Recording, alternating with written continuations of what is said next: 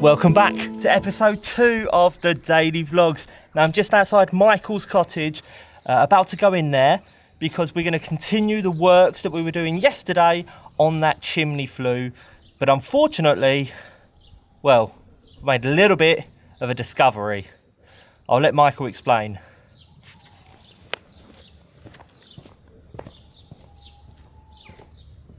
Good day, Michael. Hello, welcome to the cottage. Please excuse the mess. I haven't had time to tidy it up today, but it doesn't matter. This is real life. So if you can look here, these are all the flue pipes. And these are a 1 metre section, which is about 3 foot or something like that, just over 3 foot. So I've got 4 of them. And if you look here, that's the bit that I put the feet on. Oh yes, you can see it actually stands up under its own weight. So yeah, there's 4 of them. They're all clipped together. You see they've got clips. And they just clip together. There's no mastic involved, no screws, nothing. It's all very simple. And these, they are enough. I measured it last night with the tape measure down the chimney. All of these together is the exact height to the top of the chimney pot, bar that much. And I have a capping piece that goes on, which is about that high, which actually just completes the chimney. And that will be the bit that pokes out of the chimney pot and has like a little hood or a cowl or something on top of it. Fantastic. The rain getting in, but we have a problem. If you look up here, so this is the flue pipe that goes from the Aga here. Yes. It goes up, it goes through the wall, and I was meant to put like a metal plate that covers the gap, which I never did, and I'm glad I never did that because we're actually having to replace it. Now, what the problem is, there's about 3 foot to 4 foot of flexible pipe that goes from just behind the wall, goes round a corner and then up at the hole in the wall where we are outside. Now, on a closer inspection, the piece of flexible liner has got holes in it all the way back to where this vitreous enamelled pipe connects to it. So that last 3 foot needs to be replaced, which is not easy because it was put in and then all the floorboards and the plaster and everything was all put around it and it was sealed up for what we thought would be a long time, and actually 3 years later it's knackered. So I can't access, I don't want to have to smash away this plasterboard up here because that would make a big mess, and it's all been cut around the joists. What I've realised is the flexible flue liner, that was a con. They told me it was stainless steel. It wasn't stainless steel because it's rusted, and you can see it's clearly rusted because it's gone like browny orange all over, inside and out, and so obviously it wasn't the correct pipe. In France, they do use flexible liner. Now it is very it's not like the drier stuff. It's much thicker than that. And if you have the correct stuff, it is guaranteed for a long time, and very strong, and can withstand temperatures. Very hot temperatures, like thousands of degrees, but we had the wrong stuff. So what I need to do is find a proper rated stainless steel high grade flexible flue liner that will just go around that corner and then attach to the bottom of this pipe, and we'll just replace it, and then we'll know that because the stuff I bought before, I bought it from an eBay seller in England who sold stuff for proper Argas and stuff, and actually that person, when I went back to find the listing, the seller had gone and the listing had disappeared, so obviously that was a scam. So at least if I buy flexible liner from a local DIY shop, I'll have a receipt, I'll have a guarantee, and if in 3 years it does the same, we can take it back and they'll either have to refund us or, I don't know, compensate us for having to rip apart the chimney again. So I'd like to put a solid piece in, but I don't know how many. We might be able to do that as well. We'll see what options they have. I'm going to stop talking. We need to get a move on. Let's go. Let's go.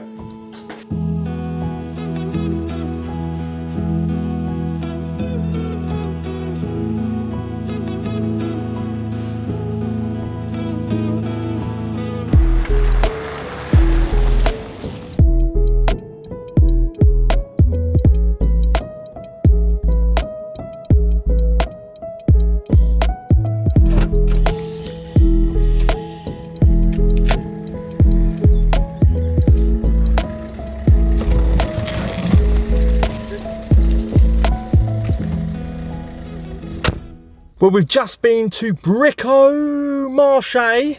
We've got what we needed. Yeah, we've got the, well, we'll explain when we get back. Let's go.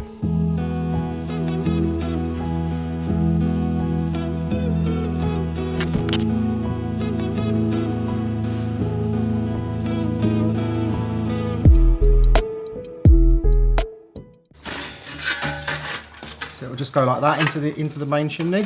Oh, beautiful. And then obviously as the gas goes up, it'll go into that. Yeah.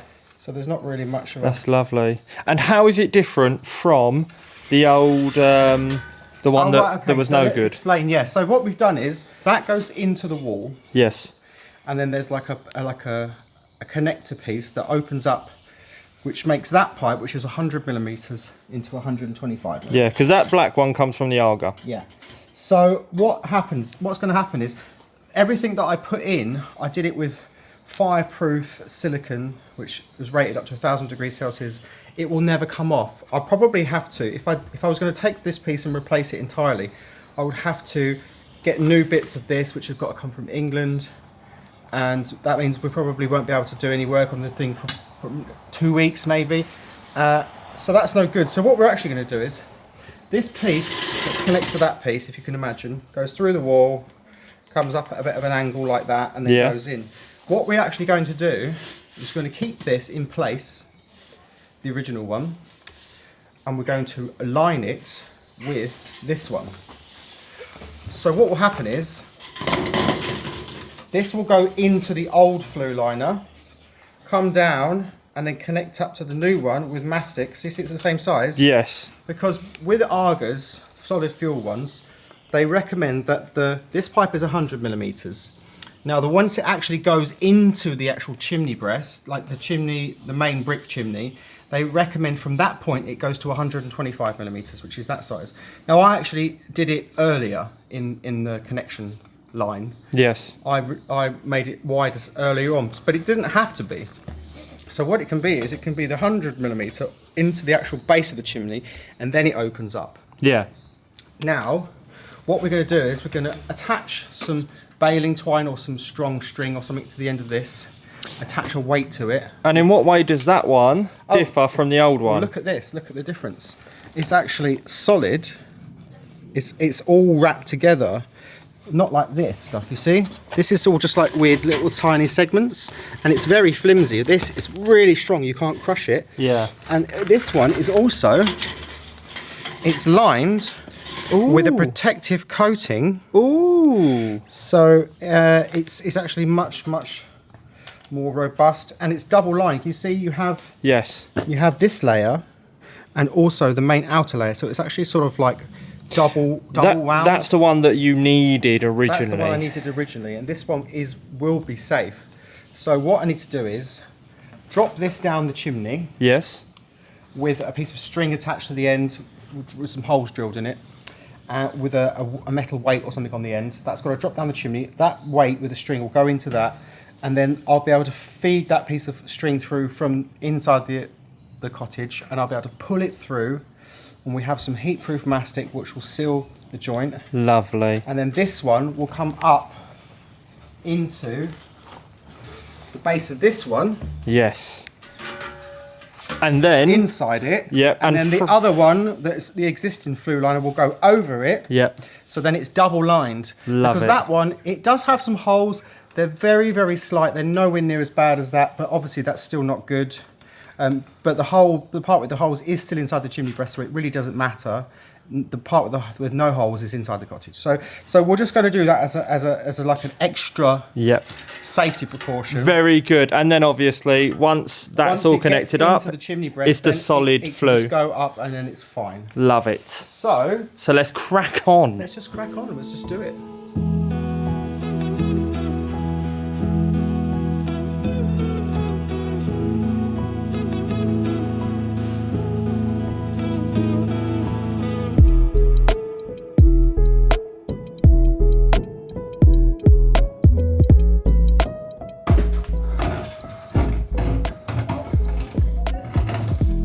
No! It's come off! Oh no. Michael! It's come off.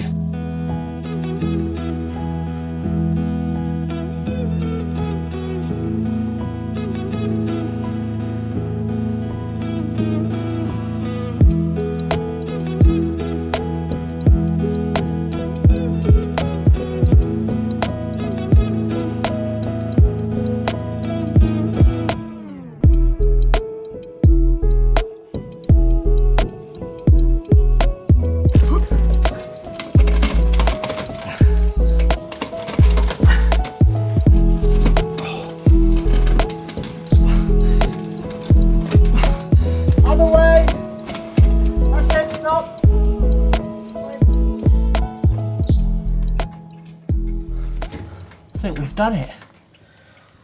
A little bit of perseverance goes a long way, because Michael and I have managed to slot the new flexi pipe in the old one. Michael's just cutting the new pipe now.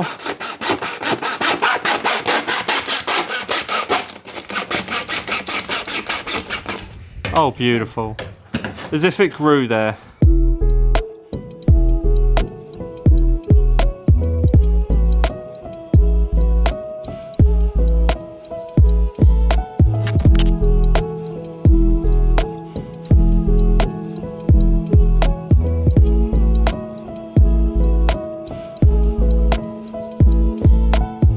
Right, so what I'm doing is I'm attaching this rope to two of the corners, like that. Tying it. And then let's just see if it guides itself down the chimney. Because obviously that goes down first, but I'll have to attach the next piece and then lower it, attach the next piece. And I'm going to wrap it around that bar above. I just want to see if it fits. Right, she's going in for the first time. One night only.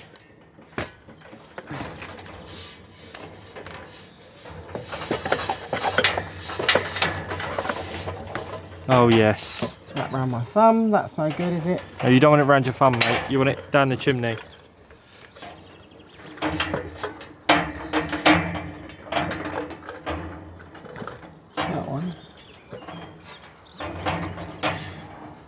Perfect. Another piece? Now this last bit, we can't let it all the way to the bottom because I've got to attach the thing before it drops on. Yeah, go down a bit. That's it, let it out a little bit. Right, now at this point I've got to go down. Okay. Okay. Good luck. So I'm holding the flue up in place right now, waiting for Michael to go back down. Drop it down like 5 centimetres. That's it. Yeah?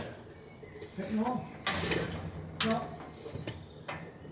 Right, so Michael's just attaching it from the bottom. That hole down at the bottom. Lower it down a bit. Yeah.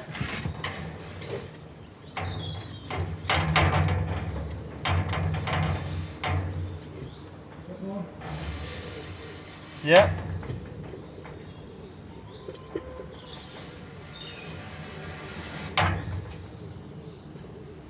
Will it go anymore? I don't know. Loosen it like that. Do you want me to shake it? What? Do you want me to shake it? I think it's alright. Yeah? I mean, it's at the kind of level with the start of the old chimney pot. Yeah. I think that's it, isn't it? That's it. Tension's off. I've let go. Yeah. Okay, fantastic. There we go. We've done it, everyone. Unbelievable. We've only gone and done it. Despite a rough start this morning, having to replace that old flexible pipe that's connected directly to the Aga, we just bought the part, got on with it, and now we've just installed the rest of the flue as well. Can't believe it. What can I say? Teamwork makes the dream work. Now let's find the other half of the team and see what he thinks. What's happened?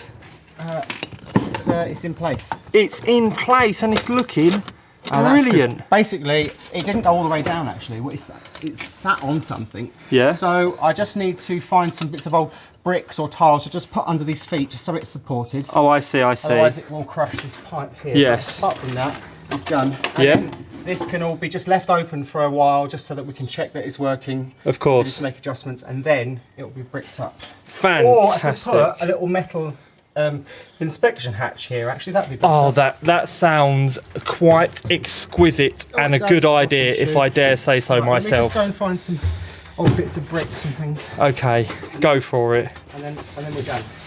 I can light it and see if it works. There he goes. He's gone. He's gone. There's a bit of brick. Oh, no, he's back. He's back. Oh, how artistic, using the building to break part of the future building. Oh, fantastic. I can't wait to see what you've done there, Michael. Oh, he's so strong as well. So strong, Michael. Would you like some more Tomet, Michael? Probably be alright for now. Okay, no Tomet for you then. Oh yeah, another little. Oh, okay, here, you can have my this bit Tomet. might be good. No, okay then, you just carry on. Oh, a little status update, Michael, please. So that I couldn't get that over Yeah. this as far as I wanted Right. because it actually tapers. It goes smaller. So actually, it only went that far. But actually, the bottom of this tube is level with here. Oh, that's good. That's So a it's lot. over that much. But the tube that's inside is up to here.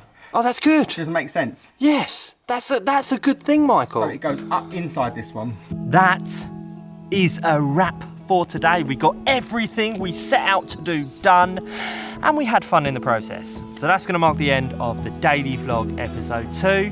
Stay tuned for daily vlog episode 3 tomorrow. Bye for now.